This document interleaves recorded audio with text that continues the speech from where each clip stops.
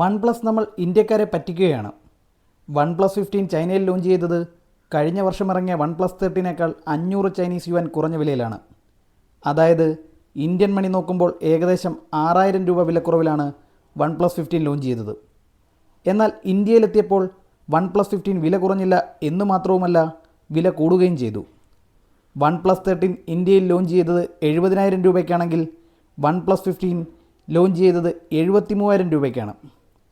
ചൈനയിൽ 4499 ചൈനീസ് യുവാനിൽ ലഭിക്കുന്ന OnePlus 13 ഇന്ത്യയിൽ 70,000 രൂപയ്ക്ക് ലോഞ്ച് ചെയ്തപ്പോൾ 3999 ചൈനീസ് യുവാനിൽ ലോഞ്ച് ചെയ്ത OnePlus 15 ഇന്ത്യയിൽ ലോഞ്ച് ചെയ്തത് 73,000 രൂപയ്ക്കാണ്. ചൈനയിൽ OnePlus 15 OnePlus 13നേക്കാൾ വിലക്കുറവിൽ ലോഞ്ച് ചെയ്യാമെങ്കിൽ ഇന്ത്യയിലും OnePlus 15 OnePlus 13നേക്കാൾ വില കുറയണ്ടേ?